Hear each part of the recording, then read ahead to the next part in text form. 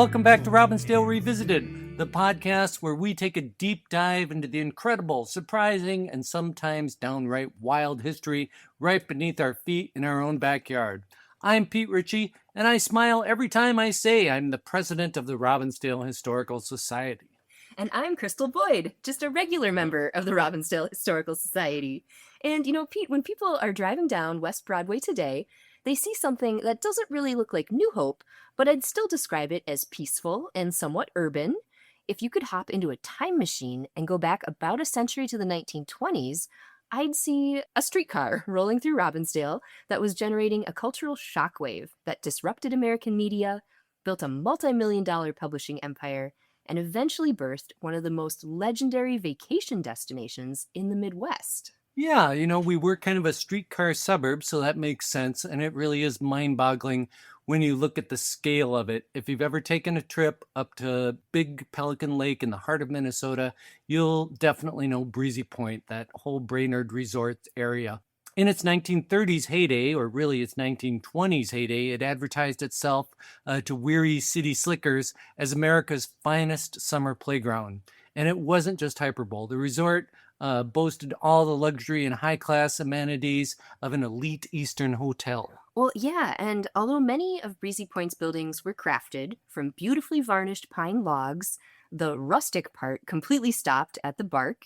When you stepped into a guest room, you had full electric lights, a private bath of shining tile, and an actual working telephone. And then downstairs, there was a world-class French chef preparing dinner, and maids and bellboys were at your beck and call, and even an English hostler was waiting at the stables to prep your thoroughbred. But here's the kicker. There's a lot of folks relaxing up at that lake today that don't realize that Breezy Point's entire DNA is pure Robbinsdale. Growing up right here in Whiz hometown, you always heard the tale of Breezy Point. The resort was an ultimate passion project of an eccentric, unstoppable, larger-than-life visionary who put our town on the international map, Wilford Hamilton Fawcett. Nobody ever called him Wilford. To history, he's simply Captain Billy. And today we're going to stretch out the canvas to tell the whole epic, multi-generational saga. We're talking about Captain Billy's early renegade years, the brilliant crew of local Fawcetteers who turned West Broadway into a printing juggernaut, and even illegal speakeasies hidden in the northern woods. And then we'll also take a closer look at the family he left behind, especially his daughter Marion, who carried a piece of this Robbinsdale legacy all the way to the end of the 20th century. So, pack your bags and hide the hooch, because we've got a lot of ground to cover.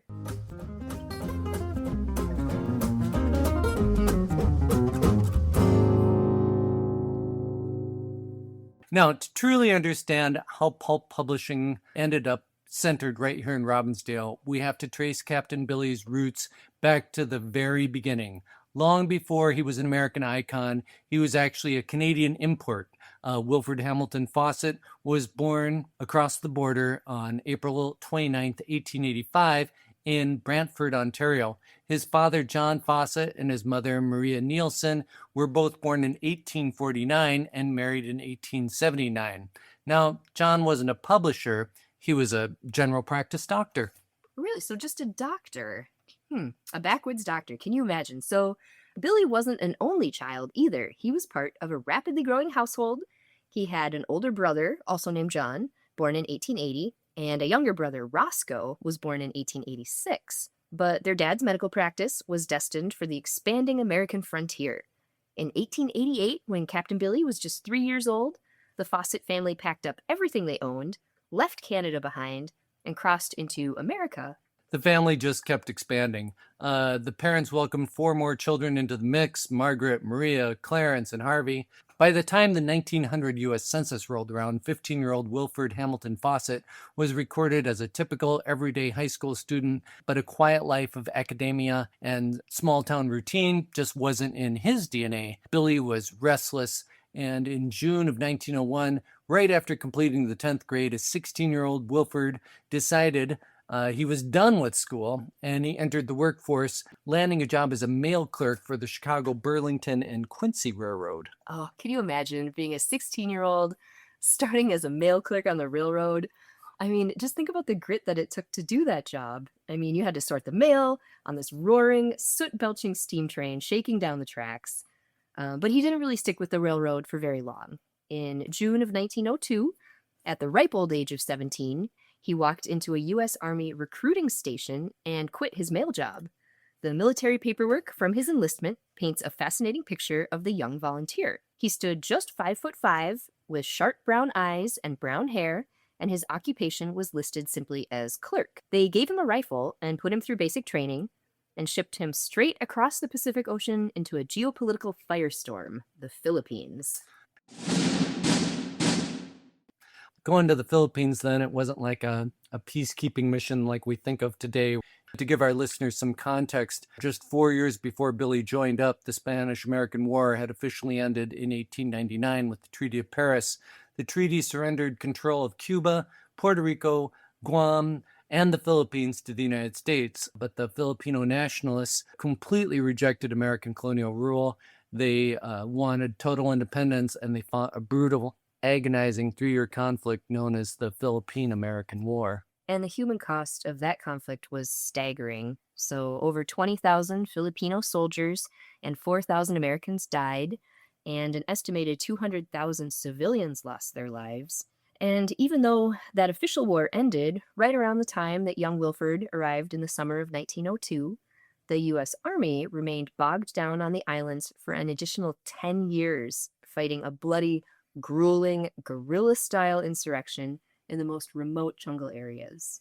Yeah, and I'm guessing that 20,000 Filipino soldiers were soldiers that were fighting on both sides, both the American side and the side of the nationalists in the Philippines. And the young Wilford absolutely thrived in high-stakes, chaotic environments. In June of 1906, at the age of 21, Corporal Wilford Fawcett, I'm still having a hard time calling this guy Wilford, completed his initial 3-year tour of duty. But instead of jumping on a boat, he chose to re-enlist for a second term. It was during the second tour in the dense Philippine wilderness that disaster struck. During a fierce clash, a Moro tribesman lunged at him, tearing through Billy's leg with a razor-sharp, wavy-edged crisp blade. And the wound was horrific. The military doctors took one look at the mangled flesh and told him his leg was doomed and should probably be amputated immediately. But, if there's one thing we know about Billy Fawcett, it's that he flat out rejected orders when he didn't like them, and he sure as heck wasn't going to lose a limb. He refused the operation, packed up his gear, and received an honorable discharge at the rank of sergeant. That was in the summer of 1907. He came back to America and tracked down a legendary backwoods doctor who had a reputation for saving doomed limbs using alternative methods. And amazingly, it worked. And I kind of wonder, do you think he had that confidence because his dad had been a backwoods doctor? This backwoods doctor term, what does that mean? I don't know. Are these guys applying snake oil? Maybe they just knew some folk remedies. Licensed or not, this guy helped him keep his leg, so he gets back on his own 2 feet, resumes his old career as a railroad mail clerk. But this time around, the railroad stations him in St. Paul, Minnesota. And the move to Minnesota changed everything.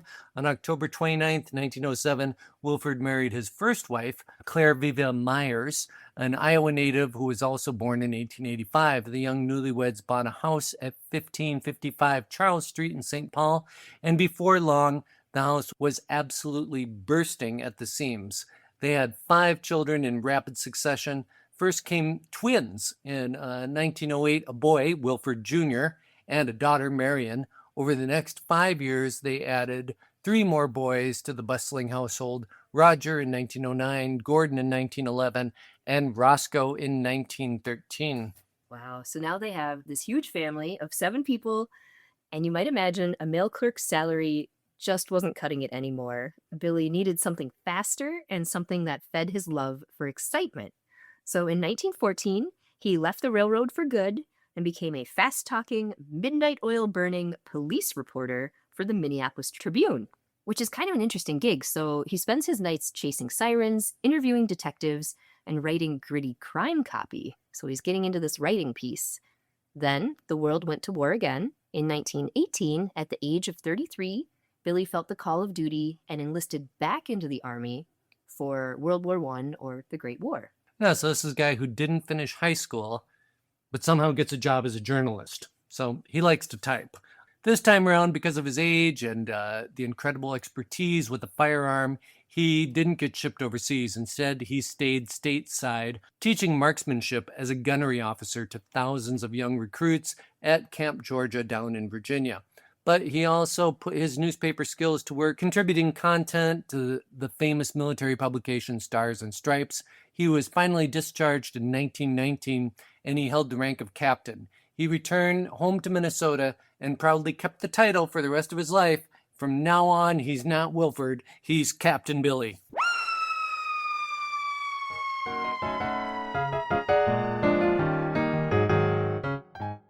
So Captain Billy is back in Minnesota as a civilian, and he decides to try his hand at the hospitality business. And this seems kind of in keeping with his extroverted personality.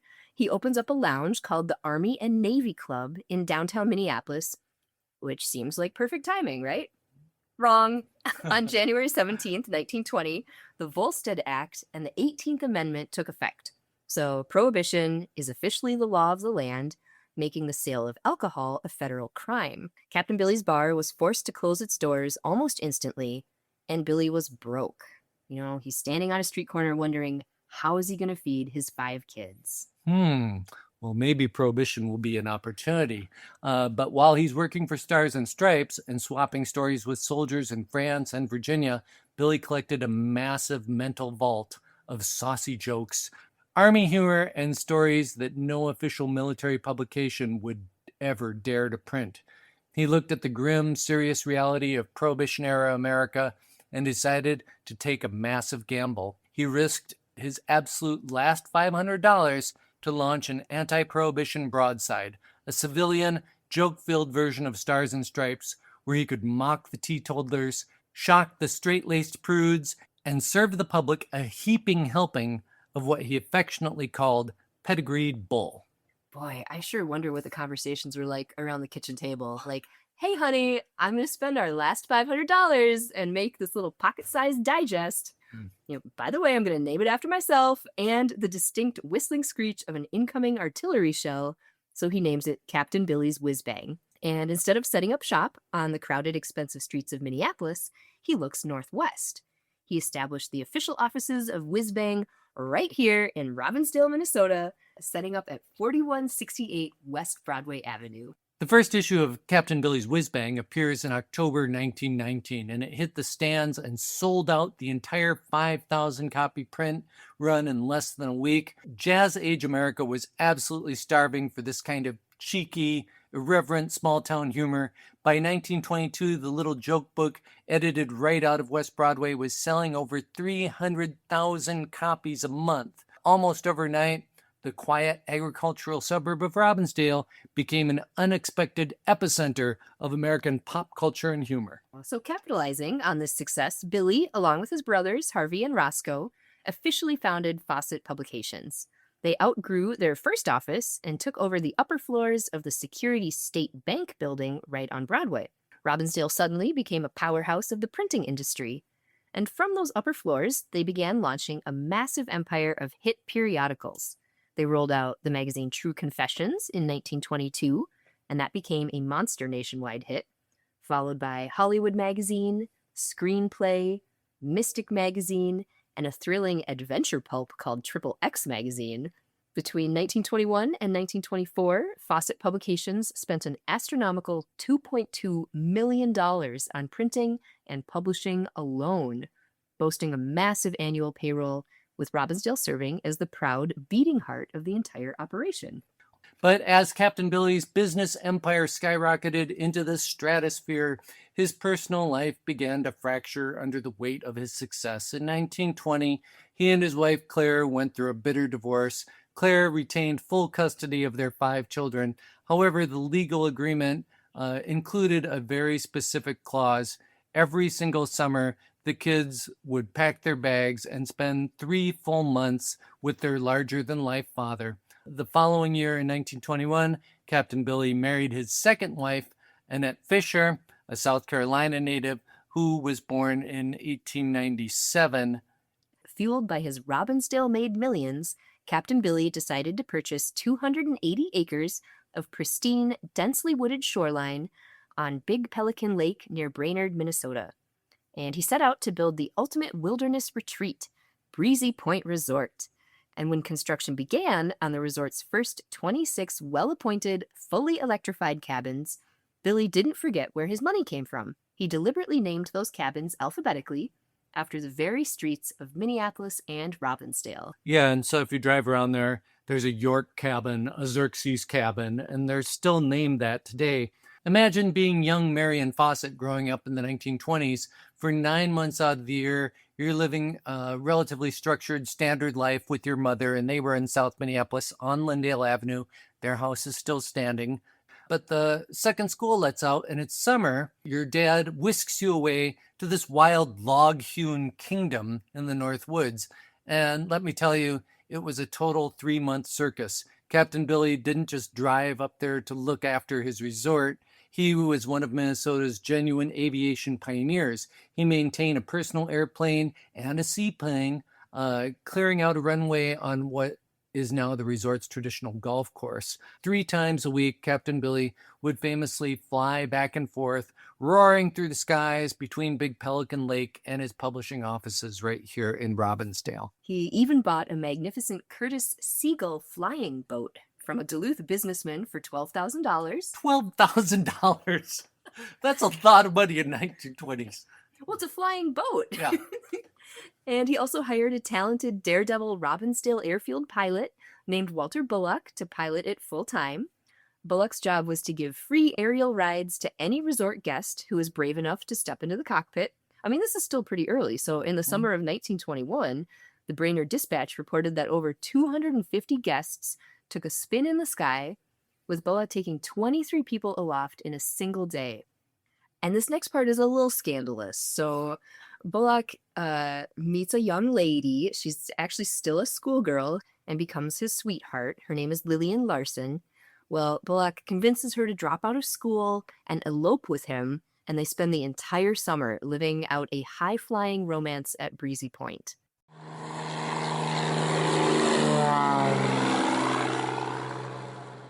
Her parents probably had some thoughts on that. But anyway, Robbinsdale ingenuity and romance were literally driving the resort's entertainment. If flying in the sky wasn't thrilling enough for young Marion and the guests to watch, Captain Billy had an absolute death trap waiting on the water. He built a custom flat-bottom propeller-driven watercraft powered by an actual roaring airplane motor, and he named it the Whiz Bang boat. And it would scream across the crystal clear waters of Big Pelican Lake at a terrifying 45 miles an hour, creating a deafening roar that echoed for miles across the water. And there's a picture of Marion in the Images of America Robbinsdale book where she's leaning up against this boat and looking like she's going to cause trouble. What a life. By June 10th, 1925, Captain Billy opened the true crown jewel of the property, the Grand Breezy Point Lodge. He spared absolutely no expense, hiring the prestigious architectural firm Magny and Tussler, the very same masterminds who would later design the iconic Fauché Tower in Minneapolis. Billy imported elite Finnish and Norwegian carpenters who hand-sculpted the entire massive structure out of full round Norway pine logs using a complex system of wooden pins, scribing, cupping. So this means they built the entire giant structure without using a single metal nail. And I have to say, that's actually not very Robbinsdale, because Robbinsdale is the birthplace of the nail gun. That's right. It's not. So for this building, they get the logs from the railroad on the trains. They come from Pequot Lakes and were trucked to the site by an army of workers. Yeah. So when it opened, it was a marvel of the Midwest. It stretched 160 feet from the grand entrance to the back of the dining room and cost a fortune to complete. It boasted 140 modern rooms, a bowling alley, a beauty parlor, and a massive, friendly 6-table billiard room lined with green wool tables where the pool balls were carved from genuine elephant tusk ivory. The main dining hall was the largest in the entire state of Minnesota, easily seating 700 guests on busy weekends. It featured colossal stone fireplaces standing 12 feet wide and climbing 44 feet high. The massive boulders used to build them were hauled across the frozen ice of Pelican Lake by horse-drawn sleds from Gooseberry Island during the dead of winter.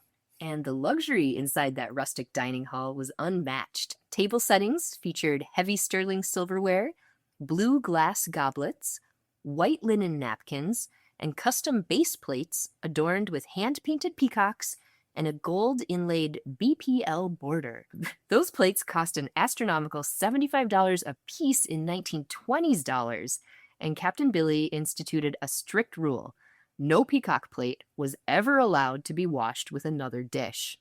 Just a stone's throw away, Captain Billy built his own residence, a spectacular Y-shaped 9-bedroom log mansion that would eventually be listed on the National Register of Historic Places. Now let's talk about Captain Billy's absolute passion, speed, and luxury, because it caused some major fireworks back home. Billy bought a high-powered, incredibly expensive Stutz Bearcat sports car. He loved to open up the throttle and roar down the unpaved roads of Robbinsdale and up to the resort. In 1926, a local stonemason named Charlie Skog built a grand, solid stone gateway at the entrance of Breezy Point. But Captain Billy's ex-wife, Claire, and his family were absolutely terrified that Billy was going to lose control of the Stutz Bearcat and smash himself right into the heavy stone pillars. So what did Claire do? Without telling her husband, she took matters into her own hands. She ordered Charlie Skoog to demolish the gateway immediately. Skoog, wanting to stay on the family's good side, packed the pillars with sticks of dynamite and blew the gateway sky high. The deafening explosion brought Captain Billy sprinting out to the road. He's in a total panic. When Skoog explained that he was just following the missus's orders, Captain Billy looked at the smoking rubble, turned to the stonemason, and calmly said, "Ignore my wife. Rebuild the gateway." And they did. And while the resort looked like a wholesome family getaway on the surface, beneath the surface, it was a classic Prohibition playground. Deep in the basement of the lodge, safely hidden away from public view, Breezy Point operated a roaring illegal speakeasy bar and a high-stakes casino, complete with roulette wheels and slot machines leased out from an operator named Bob Hamilton. Local law enforcement made frequent midnight raids on the resort, trying to catch them in the act, but Hamilton always had an inside source. The second a tip-off call came from a friendly deputy, workers would frantically load the slot machines onto the backs of flatbed trucks and drive them deep into a hidden, unmapped logging roads until the police left empty-handed. He has a bootlegging pal named Charlie Saunders, who's the famous owner of Charlie's Cafe Exceptional in Minneapolis. Mm-hmm. And together they smuggled premium booze all the way down from Canada on old logging roads and isolated train tracks. Sometimes Captain Billy's pilot friends from the Robbinsdale airfield would fly over the resort and drop buoyed canvas bags stuffed with liquor bottles directly into the waters of Breezy Bay, where waiting speedboats would fish them out of the water. The illegal alcohol was stored safely inside Captain Billy's private house, and according to local legend, the big house was built entirely without a kitchen. Instead, a secret underground tunnel was dug, leading directly from the basement straight into the lodge. Depending on who you ask, the tunnel was either used so Captain Billy could sneak over to the deli for a late-night sandwich, or it was the primary pipeline used to wheel cases of Canadian whiskey straight into the illegal casino. There was always dark whispers that the Chicago mob or high-profile gangsters were backing the resort. Captain Billy certainly fanned the flames of these rumors when Fawcett Publishing printed a lucrative one-shot Al Capone magazine, but there is zero evidence the mob ever set foot in the management office. Decades later, Captain Billy's son, Roscoe Kent Fawcett, flatly told the resort's general manager, father would have never allowed them on the property. What do you know about this Al Capone magazine? The rumor that went with it is he was very nervous about publishing it, and he stationed some Pinkerton security people around the Fawcett building here in Robbinsdale. He didn't want to get in trouble with the mob, but he wanted to make money. Turned out Capone loved it and wrote him a letter telling him so. This is so thrilling. It's just such a flashy lifestyle. Instead of mobsters, though, Captain Billy filled his resort with pure Hollywood star power. Because Fawcett Publishing came of age right alongside the golden era of cinema, Billy used his massive media empire and screen fan magazines to lure the world's biggest celebrities deep into Minnesota pine country. Breezy Point became a playground for the elite. Literary giant Sinclair Lewis spent June of 1926 at the lodge, and when he wasn't furiously writing, Lewis could be found sitting at the lodge piano, happily singing hymns with guests.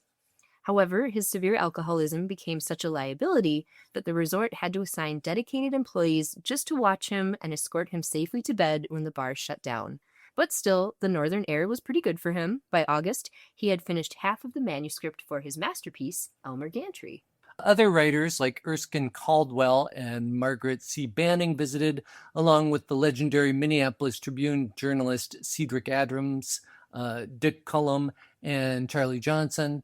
And then there were the stars of the silver screen. Legendary Hollywood actress Dolores Del Rio celebrated her 23rd birthday at the lodge in a blowout party hosted by Captain Billy, when Del Rio and fellow starlet Claire Windsor arrived at the train depot. A massive crowd of locals turned out just in time to catch a glimpse of them. Rumors swirled that Captain Billy's brother Roscoe was dating the ultimate blonde bombshell, Jean Harlow, who frequented the resort along with Tom Mix, Lillian Gish, and boxing heavyweight champion Jack Dempsey. This seems like the place to be.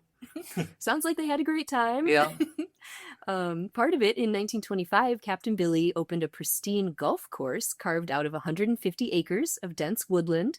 To celebrate, he hosted an exhibition tournament featuring golf icon Walter Hagen. After the match, Billy, ever the competitor, took Hagen straight over to the trap shooting range to see if the golf pro could handle a shotgun, because Captain Billy was a pro marksman himself.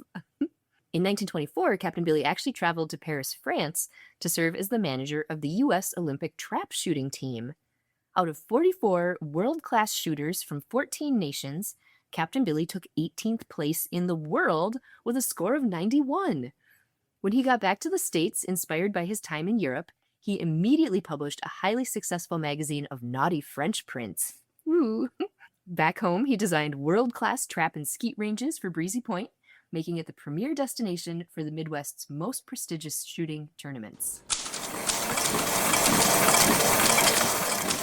While he was up north playing the ultimate hosts, the creative engine back down on West Broadway in Robbinsdale was running at an absolutely furious pace. In 1926, Fawcett expanded its comedy lineup, and he started printing a little thing called Smokehouse Monthly, the Calgary Eye Opener, and then he took over the notorious Jim Jam Gems. Then came November 1928 and the launch of the historic first issue of Modern Mechanics, edited right out of Robbinsdale. The magazine became famous not just for science, but for entertainment, carrying the serialized sci-fi stories of John Carter and the Red Planet by the legendary Edgar Rice Burroughs. That same year, Billy added a second pulp magazine titled Battle Stories. To bring these wild tales to life, the Robbinsdale offices employed a legendary stable of illustrators, including Remington Schuler, Alvin Henning, George Rosen, Douglas Rolfe, Stuart Rouse, Norman Saunders, Alan Anderson, and Ralph Carlson. So the brains behind the desks were a brilliant crew of local editors, known affectionately to the town as the Robbinsdale Fawcetteers: Jack Smalley, Ralph Dye, Al Ellard, and Westy Farmer. These guys were creative geniuses. In 1931, Westy Farmer actually designed the Mechanical Package magazine right out of Robbinsdale.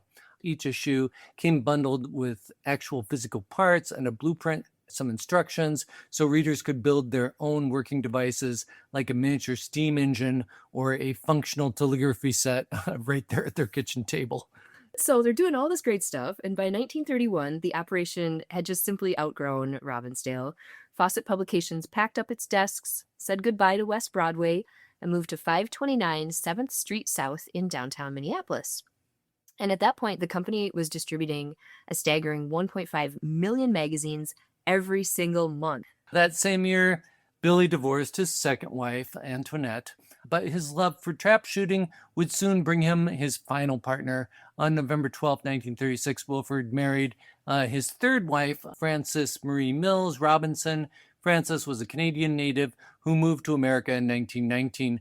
The couple had actually met over a decade earlier, back in 1924 in Chicago, where Frances served as the chief clerk of the American Trap Shooting Association. She was a woman who knew her way around high society, having previously been married and divorced from Jimmy Robinson, a trap shooter and owner of a prominent Minneapolis billiards hall.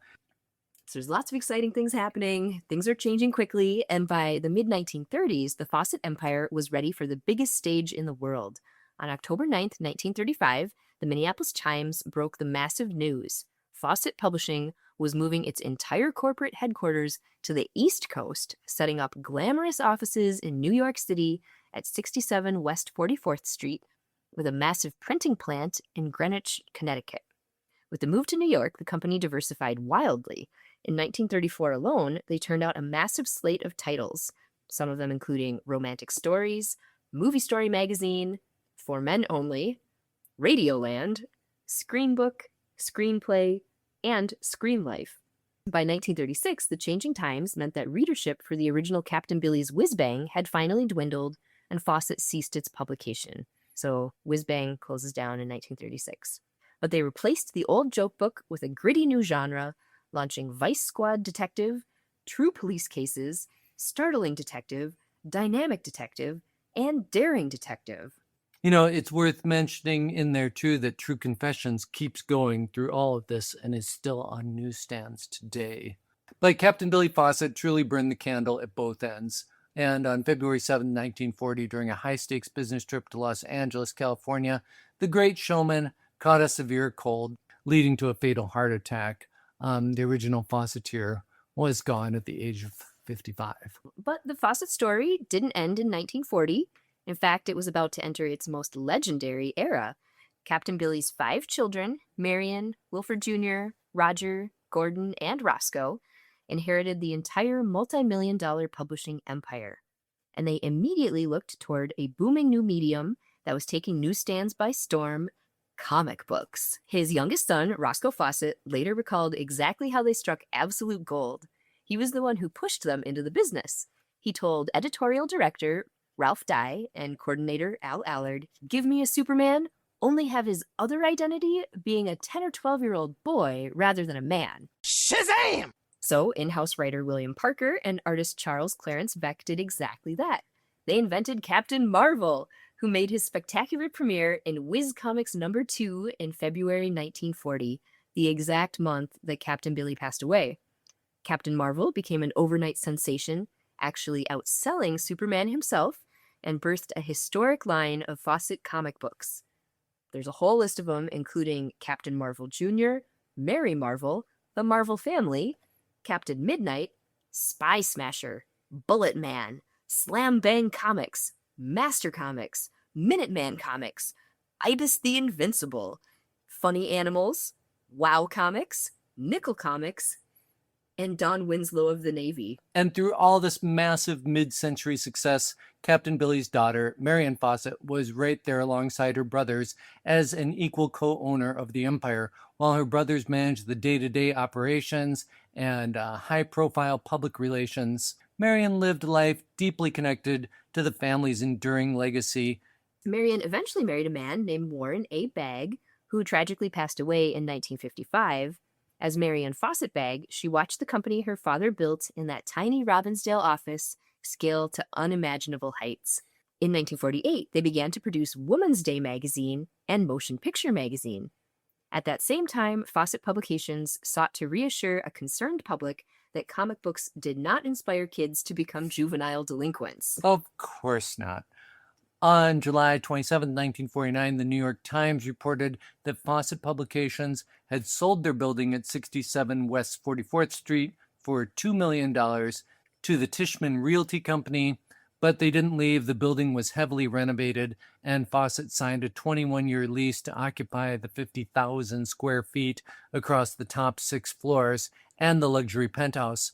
From the penthouse in 1950, they revolutionized the literary world by launching gold medal books. Instead of reprinting old hardcovers, Gold Medal produced completely original paperback novels. It was a massive gamble that paid off instantly, selling over 9 million paperbacks in its first 6 months alone and expanding into Premier Books, Red Seal, and Crest paperbacks.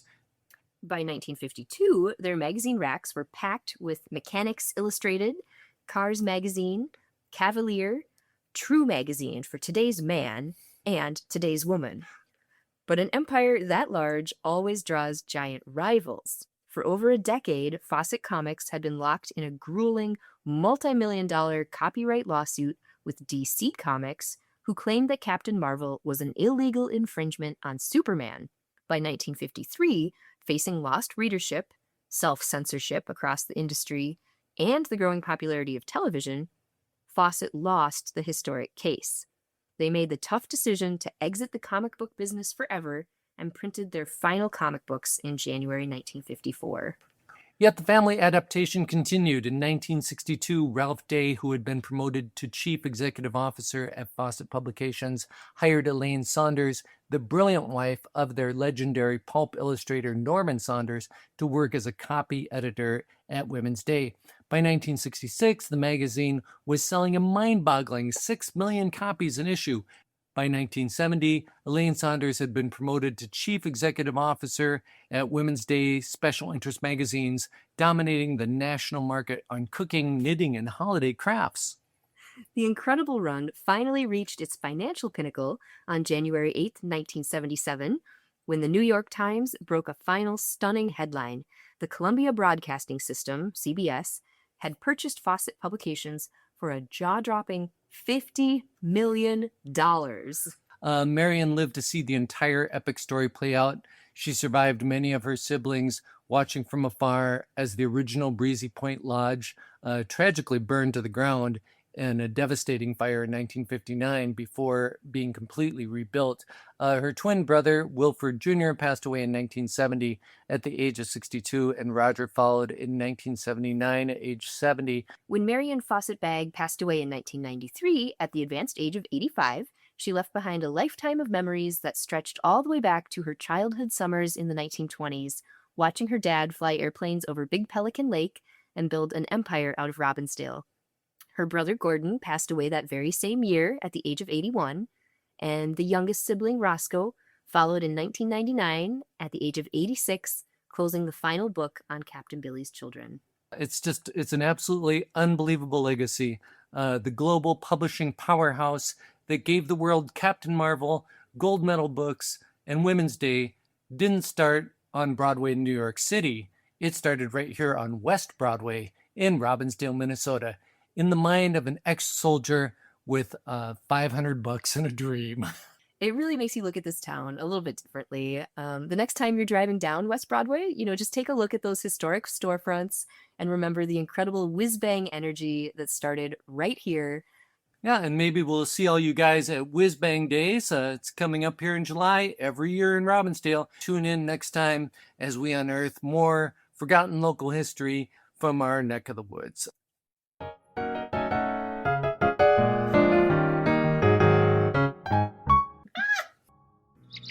Thanks for listening. I'm Crystal Boyd.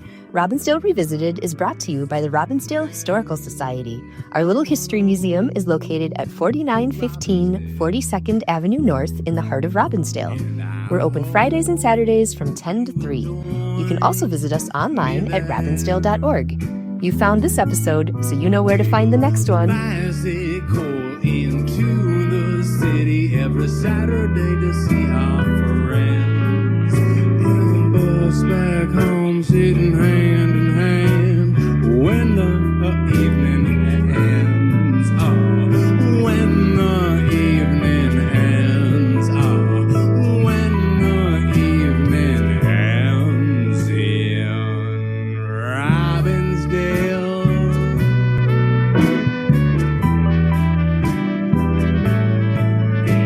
Robbinsdale. Ooh.